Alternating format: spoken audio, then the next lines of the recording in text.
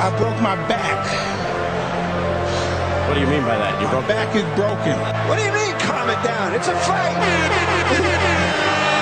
Referees telling two fighters who want to fight to calm it down? He should calm down. I saw he's like a clown in his show, man. He's not your guy. Because Tyson Fury's back, and all you motherfuckers are under attack. Look, Eddie Hearn can say all what he likes. Who gives a shit what Eddie Hearn says? It's garbage. Are you off your tits? Have you been smoking something? Can you let me retire and be happy? Please, just please. Bombs away from the Bronx Bomber! Wanda! Let's go, baby! Let's go! I'm through. They put somebody else up and give me an interview. What are you talking about? What are you talking about? You never give me a fair shake. HBO needs to fire you. You don't know shit about boxing. You ain't shit. You're not shit. I wish I was 50 years younger and I'd kick your ass. I got dropped, man. No, you won the fight. OMG, I am so excited. Any of you radio personalities think you want smoke? Call me Mr. Chimney. I want smoke. Yes. What is up, MCR family? Another daily edition of the show live on YouTube, obviously podcast from iTunes, Spotify, radio, etc. I'm Matt, the hipster hunter, writing solo dolo again. But don't worry, guys. Rob's coming back tomorrow for probably speaking 2 shows. We're going to do a Star Wars podcast, breaking down all the trailers that have come out in the last week for The Mandalorian, Star Wars Episode 9 on our other channel, Trending Now Network. And also, boxing banter most likely will be happening tomorrow instead of championship rounds, or maybe just a doubling up on those shows. So expect a lot of Patreon content, patreon.com/Mixed Combat Radio as well. But of course, right now, it's a free, live, daily edition of the show. Going to talk all things boxing today. Usyk versus Spong, which, gosh, come on. It's bullshit. Come on. We were talking about Alexander Usyk's next fight against Tyrone Spong and get into that. Some interesting quotes coming from Eddie Hearn based off of some, who he may be signing and some speculation on our part. Mikey Garcia sort of rejecting, in theory, the Eddie Hearn offer. Just a lot to get to today. A lot of sort of minor topics, so let's not waste any more time. And also sort of a update on the Spence Crawford story in a sense from yesterday, talking about Tim Smith going on the PBC podcast, discussing that fight, and obviously some of the real BS talking points that was laid out there. Bob Arum came out today in an interview and hopefully maybe dispelled those talking points and maybe we can have a fight. But anyways, digressing from that, let's get to all the topics today. Hit the like button, share the show, subscribe. Shout out to everyone in the chat, MB, Lunatic, Johnny. And Johnny, be safe out there with that hurricane. Rubisky and Santiago. I do not think Blog Talk is working today. I think Blog Talk was giving me some issues earlier, and I kind of just gave up on it. So Skype, Mixed Combat Radio, if you guys want to call in live. But yeah, let's get to the topics of the day. Alexander Usyk versus Tyrone Spong in the news. Mike Coppinger reporting sources tell The Athletic a deal's in place for Alexander Usyk to make his heavyweight debut against ex-Glory kickboxing champion Tyrone Spong on October 12th in Chicago on DAZN. However, Spong fights Jason Menda on Saturday in Mexico, so he must win and emerge unscathed. Look, man, this is just... It's bullshit. Super bad here. First off, Tyrone Spong has been largely an inactive combat sports fighter for some time. He was big in 2010, I want to say, in 2012, 2013. That was sort of his run in kickboxing, and he dabbled in MMA. And while he was, again, really successful in kickboxing, maybe not the best kickboxer in the world, but extremely successful at the highest level, he was never truly dedicated to boxing or MMA. He's kind of just wished and washed from each sport. So it's not like we have a dedicated kickboxer turned boxer now. Like, that's not really the case. And on top of it, the idea of him coming back from a fight this week in little over a month's time to fight in Chicago in October against one of the best pound-for-pound fighters in the world just doesn't make sense for Spong. This is a really bad matchup. On top of it, it's not only a bad matchup, but it does nothing for Usyk. Like, at least the Bryant Jennings fight made sense. And Lunatic is saying everyone is pricing themselves out. Maybe that's the case. That is possible. Everyone's seeing the DAZN sort of metrics right now in terms of payout. I think everyone wants a piece of that, including Usyk's, future opponent.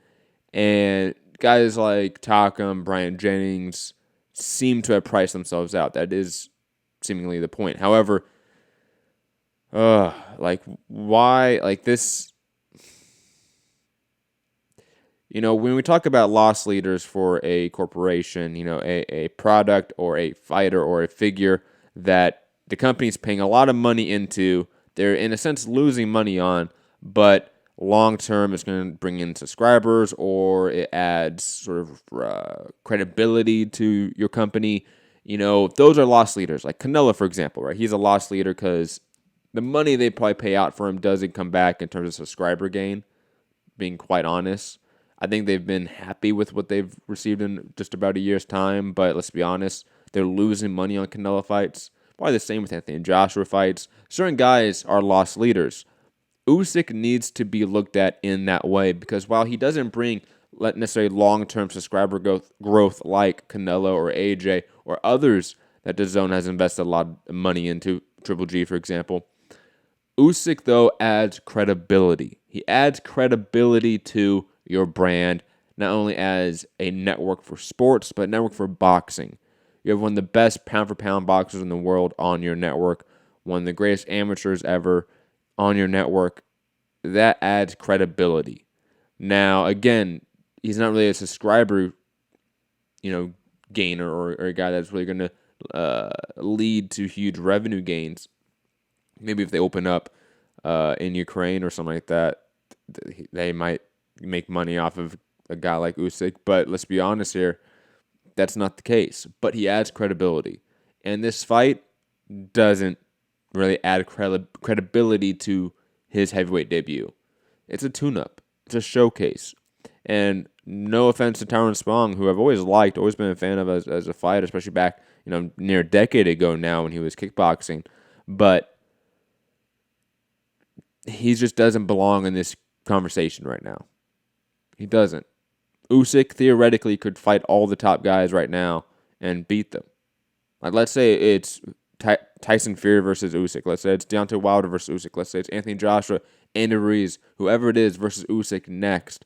Usyk has a chance of winning, and a significant chance of winning. Just because of that factor alone, you need to sort of match him up with a top-level name kind of off the bat.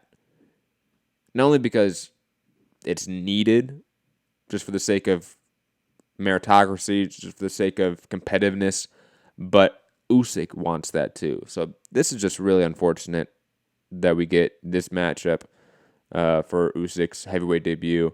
I think a lot of people were understanding of Carlos Takam, but damn, Carlos Takam is exponentially a better opponent for Usyk's heavyweight debut than Tyrone Spong. This makes no sense. Lunatic adding in the chat saying Usyk is guaranteed a shot at Ruiz Joshua vacant belt. Yes, he is. The WBO is up next, and he is next up as the mandatory. But again, this doesn't. If in theory, obviously Usyk gets next up, even though, let's be honest, if Joshua wins, we're getting a trilogy, right? Or do we think he pulls like a Canelo and says, "No, I don't want to fight Ruiz anymore"? I don't know if that's the case. But digressing from that point, shout out to Fugatti in the chat. Fugatti, let me know if you want to join up on the show. I'm lonely. But let's move on. Let's talk about some Earl Spence and Shawn Porter topics, even though it's not really that shocking. Christian Escuevia, I think that's how you pronounce his last name. I am sorry. Just some guy, just some fan. But he said, it looks like Staples Center is downsizing for Spence versus Porter. Upper level seating just disappeared. Those 50, 75 seats were not moving. Expect price flexing. I'm just going to hold out for blah, blah, blah. And it does seem like the outer or the top ring is blacked out. And not really surprising. No offense to Earl Spence, but LA really isn't his market. And on top of that, Shawn Porter isn't a draw. Both in TV numbers, in attendance figures. Shawn Porter has never been a star or a draw in any capacity. Just being honest.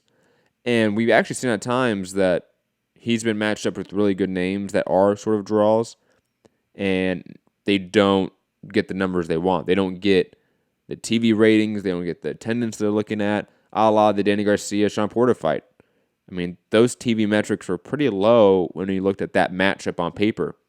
I think it's possible that we see a air quote significant drop in pay-per-view buys from the Mikey Garcia fight.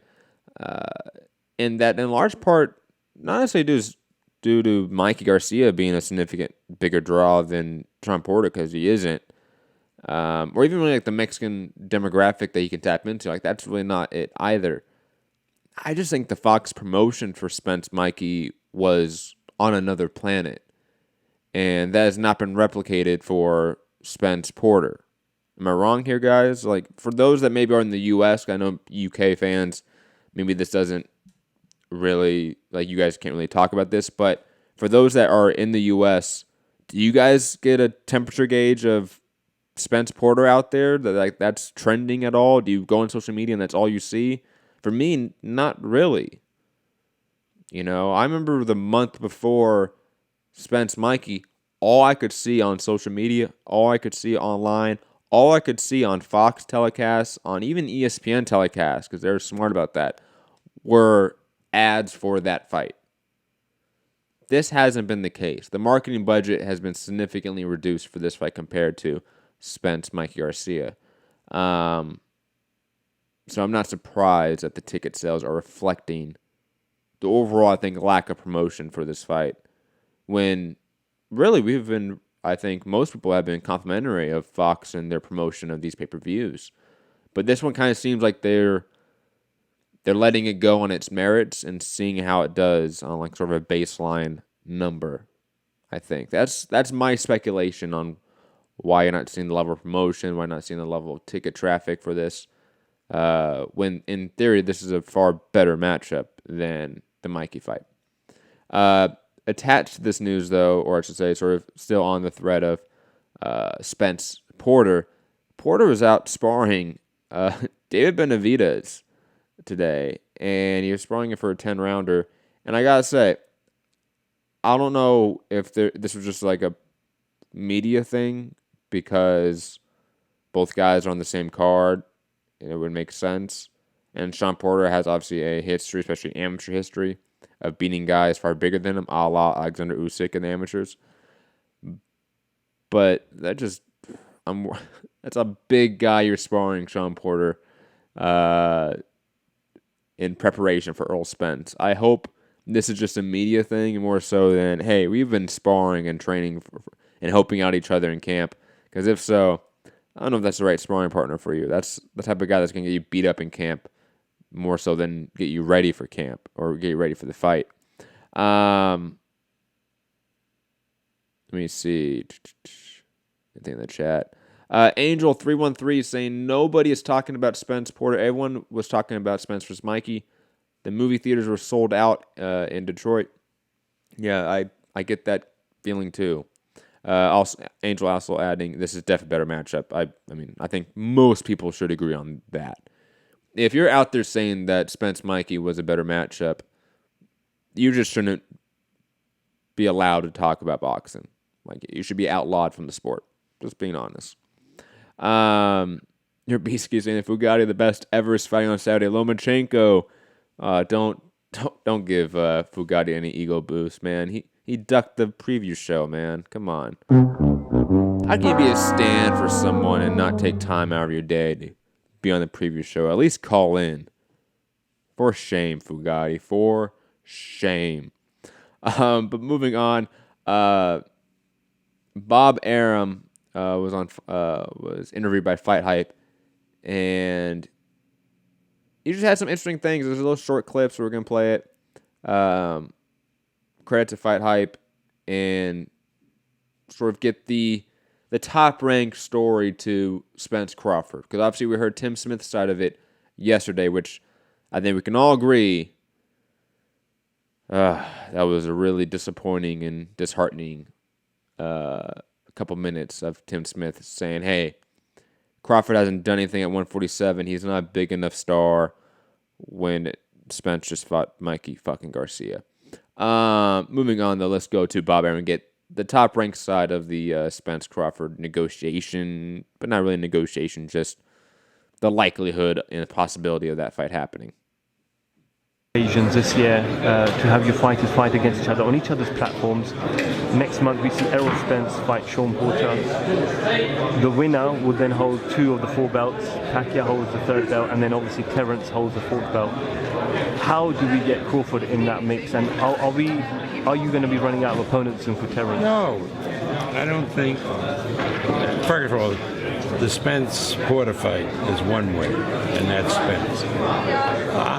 Manny won't fight Spence. Get really hurt fighting Spence. So Spence then has to get a big fight, and the big fight would be with Crawford. Now, the networks aren't a problem, because Spence is now been supported by Fox, and ESPN has Crawford. There's a whole history in sports of Fox and ESPN working together in cooperation on events. That's why the Wilder Fury fight is easy and comes together, because Fox and ESPN know how to work together. They're big boys. They're not like when the premium networks like HBO and Showtime, One thing I will say is that Tim Smith did say, in sort of agreement with Bob Arum, the network shouldn't be an issue. Like, was it an issue for Wilder Fury? No. So, like, that's a myth. Like, that's not the issue. Bob Arum is agreeing with that. So that is at least good that they are seemingly all in agreement that, hey, networks aren't an issue here. Like, that's not fundamentally the problem here. We're just, pissy with each other. It doesn't work that way with the big networks in the United States. Do you see any problems with Terence trying to have those fights with the PBC group of fighters? No, I don't think that at all. Because remember, there are a lot of very, very good welterweights coming out, and there'll be plenty of activity for Terry.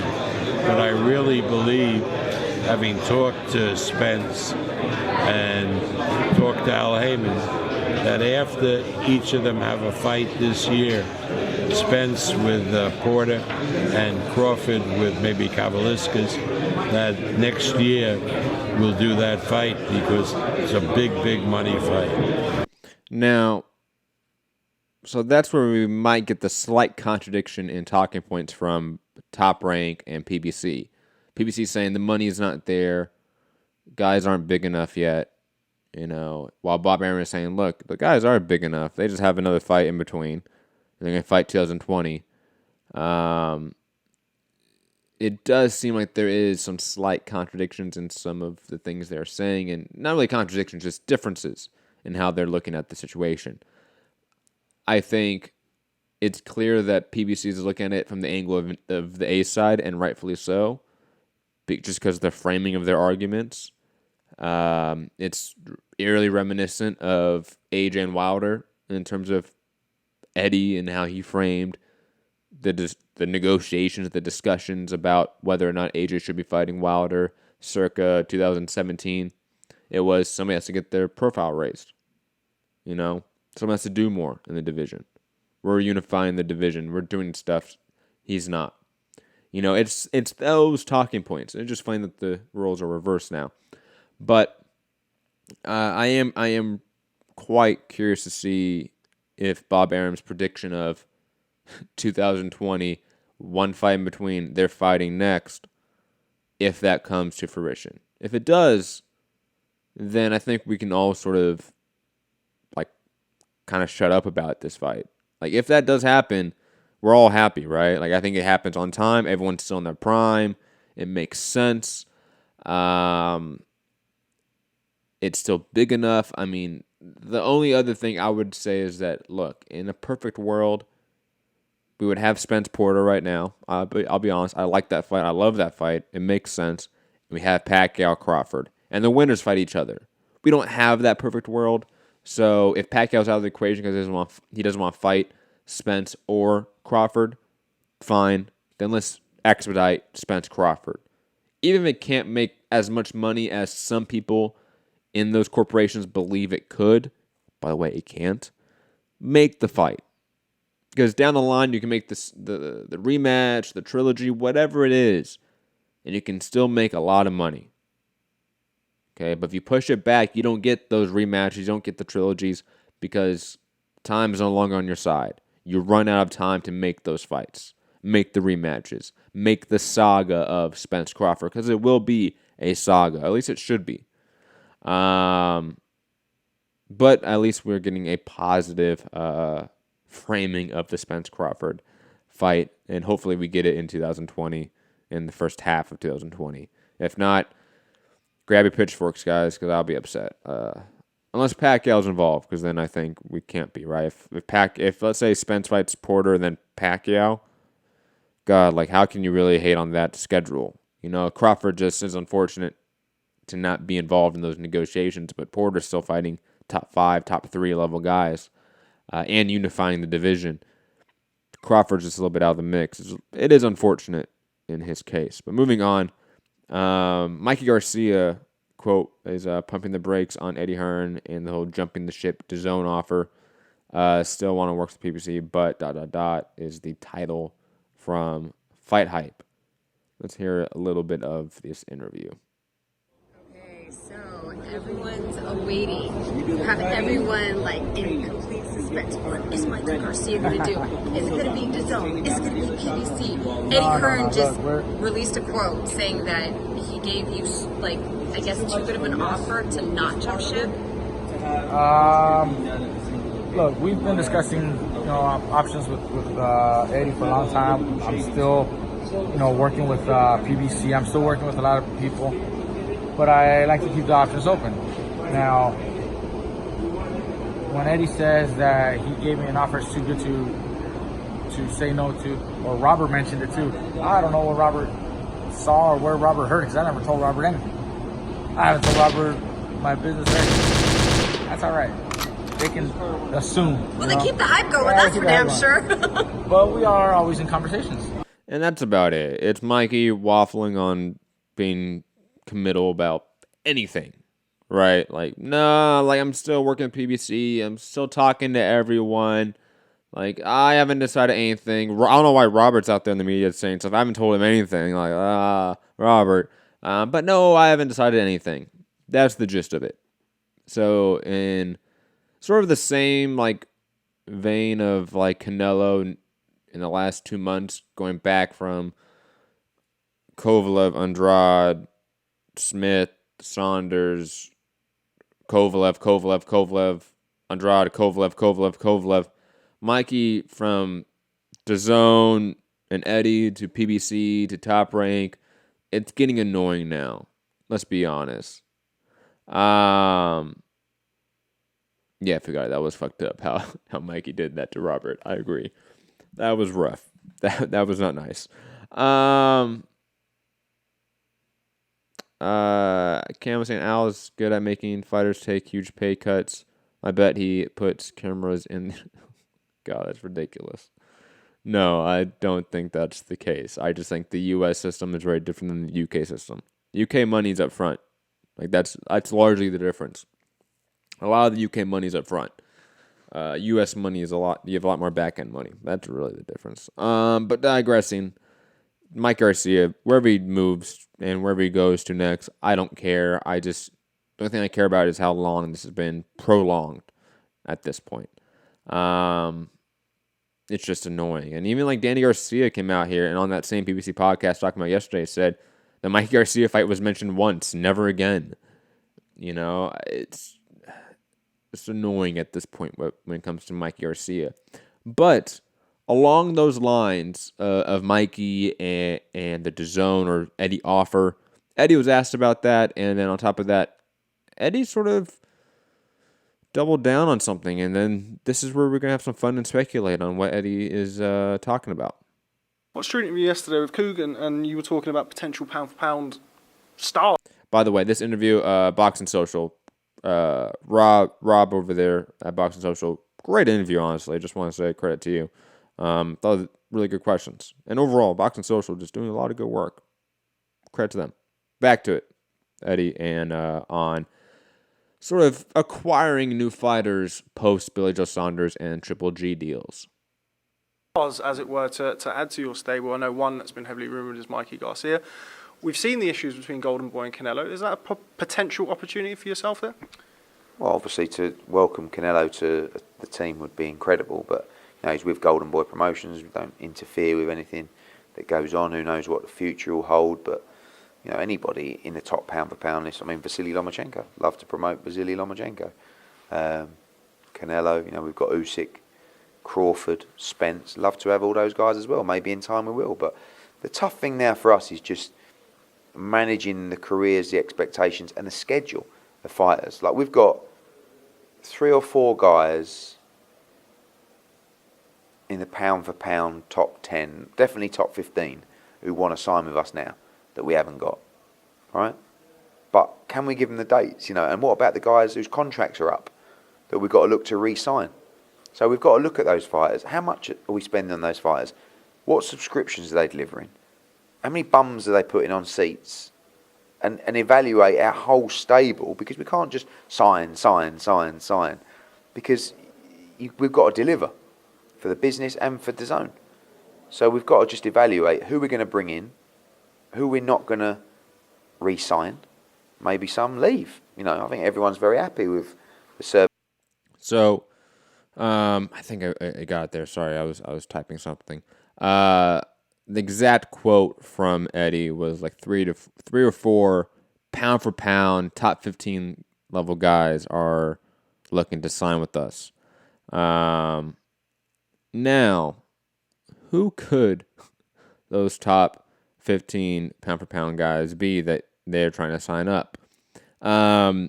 He does mention some names later on in that piece about like Lomachenko, who I think me and Rob speculated, but let's speculate a little bit. This is just BoxRec's list, obviously, and I don't think this top 15 is accurate. Like, for example, Daniel Jacobs and Danny Garcia and Shawn Porter are in this top 15. That makes no sense at all. Even Callum Smith doesn't belong here. I'm just being honest. But Canelo Alvarez, I think he has some more fights on his deal with Golden Boy, so there's a reason why that's not in the conversation. They already got Triple G. I think Crawford, he's locked into Top Rank for a while now. He's not a network. He's not tied to the ESPN network per se, but he is tied to Top Rank. Vasily Lomachenko, we have heard that he could be a free agent soon, so maybe we get a Lomachenko DAZN move. Usyk, already got Usyk. Miguel Burchell, probably not. Leo Santa Cruz, probably not. Manny Pacquiao, probably not, even though he's a free agent. Lunatic is guessing Pacquiao. I don't see that. Kovalev, no. Porter, no. Ruiz, no. Already got Jacobs. Danny Garcia, no. Luis Neri, no. Vajic, no. Charlo, no. Bivol, maybe. Bivol's possible. He's a free agent. And Bivol should be higher up in the top 15, perhaps. First off, how the fuck is Chris Eubank Jr. here this low? How? How is he above Gary Russell Jr.? Or like Estrada or Mikey Garcia? Or Inoue. Oh my God, Inoue's at 35. That is disrespectful. God, BoxRec, this is trash. Shots at BoxRec for this. Come on. This is rough. I'm surprised Jeff Horn is this low. I'll be honest. The BoxRec favorite. But speaking of a guy that could be a top 15 pound for pound in Eddie Hearn's mind, Jeff Horn, I could see Eddie picking up Jeff Horn possibility. A new way, he's been sort of tied to Top Rank for a while now, post World Boxing Super Series. I don't think it's a new way. So if I'm a betting man, okay, the names that he's going to pick up, I don't think it's going to be Mikey. I'll be honest. Bivol for sure.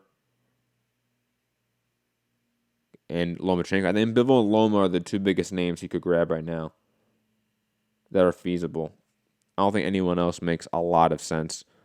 Lunatics in #algorithm. Let me know in the chat, guys. Who do you think that he could get? Josh Taylor? Yeah, and depending on whether he wins or not out of this World Boxing Super Series, he could absolutely be in the top 15 pound for pound. You can make that argument. I necessarily wouldn't make it, but I could see someone making that argument. He's been talked about for sure. Cam is saying even Eddie couldn't spin Jeff Horn's pound for pound. Oh, absolutely he could. You guys are definitely underrating, first off, Eddie's car salesmanship ability, and two, the fact that Jeff Horn beat Manny Pacquiao. And that can always be used as a selling point. Always. MB saying Tank Davis. No, I don't think I think, I'll be honest, I think he's in a 360 deal with Mayweather Promotions. So I think Tank Davis is going to be stuck there for a long, long time. Who else? MB saying maybe Leo Santa Cruz. I don't know about that. Somebody saying Kovalev, maybe. Nah. I don't see that either. Lunatic saying Estrada said he wants to fight Inoue. Yeah, but Inoue said he wants to fight Lomachenko. So, I mean, but then again, if Loma's at the zone. I'll put it this way. In 6 months' time, a lot of these guys could be moving around. That's absolutely possible. Bivol seems like another favorite for sure. That's like that. He's an easy one. People saying Prograis. Nah, I can see Prograis and Inoue. If they both win, I can see them going to Top Rank. But I will say this: the arms race for those World Boxing Super Series winners will be significant.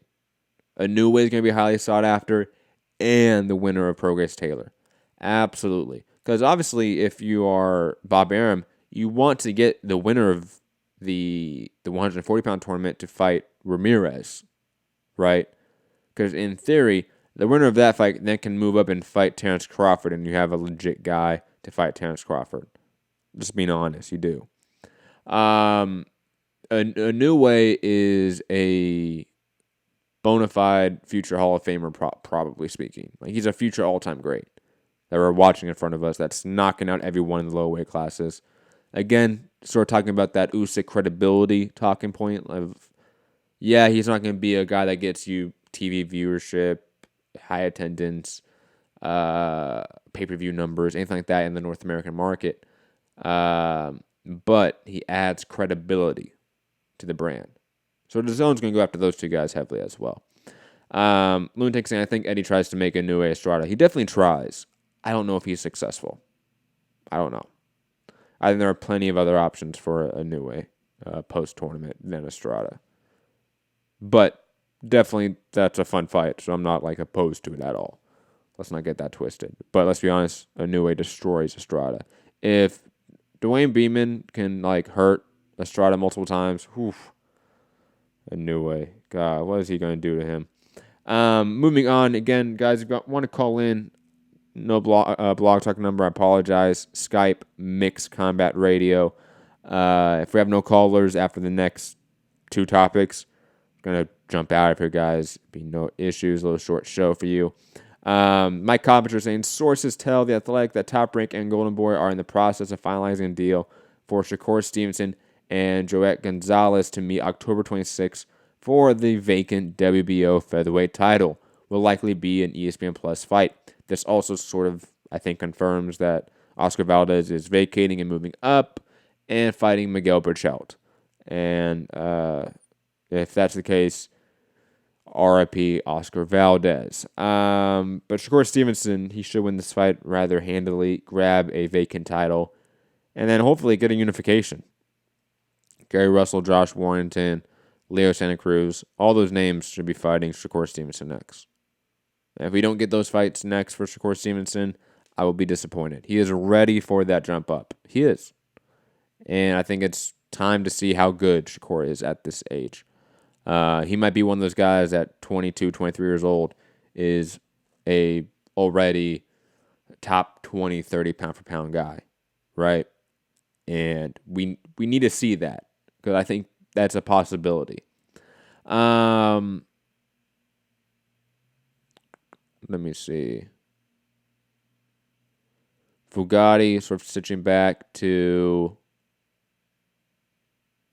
the topic about the sort of names that Eddie Hearn could acquire that are in the top 15 pound for pound. Fugatti saying progress for sure. Bivol really basic, but that's not a bad thing. Loma's always fun. I really like. Oh no, I think he's talking about something else. Oh, he's talking about his favorite fighters. Never mind. Don't give a fuck about that, Fugatti. Moving on. Last topic of the day. Switching back to the Shakur. UK Rob saying, or gets found out. Absolutely. Or he gets found out. Like he fights Josh Warrington, or because that's the in-house ESPN fight, right? Let's say Warrington just overwhelms him. You know, it's a clear Mayweather, almost like Canelo moment. You know, you have this red-hot prospect with all the talent in the world, but a little bit too young, and gets beat up by the veteran, the real champion. You know, you then have to go back to the drawing board. You then have to get your Angulos, your other sort of in-between fights before you make the comeback. And that's a possibility. Absolutely. Cancio and Alvarado have reached a deal for the rematch November 23rd. That fight should be fun. Even though it's a hardcore fight, that fight should be an all-action fight. One of those like sleeper fight of the year picks. Jay saying, how dare you put that emoji on Usyk versus Tyrone Spong? Do you know who Tyrone Spong is? Yeah, he's a kickboxer and an MMA fighter fighting one of the best pound-for-pound boxers in the world. We've seen this story before countless times. So yeah, I'm not interested in Usyk versus Tyrone Spong. Not at all. Nope, I am good. But guys, it looks like that's going to be it for today. Hit the like button, share the show, subscribe, patreon.com/Mixed Combat Radio. Tomorrow, keep an eye out for Trending Now Network, our other channel on YouTube. Expect a deep dive, extended Star Wars podcast breaking down the Mandalorian trailer, the new Star Wars Episode 9 trailer with Evil Rey and the double lightsaber, which fucking metal. It's awesome. I'll be awesome. You know, like I always be excited for double lightsabers. Always. What else? Championship rounds, boxing banter tomorrow as well. Patreon.com/Mixed Combat Radio.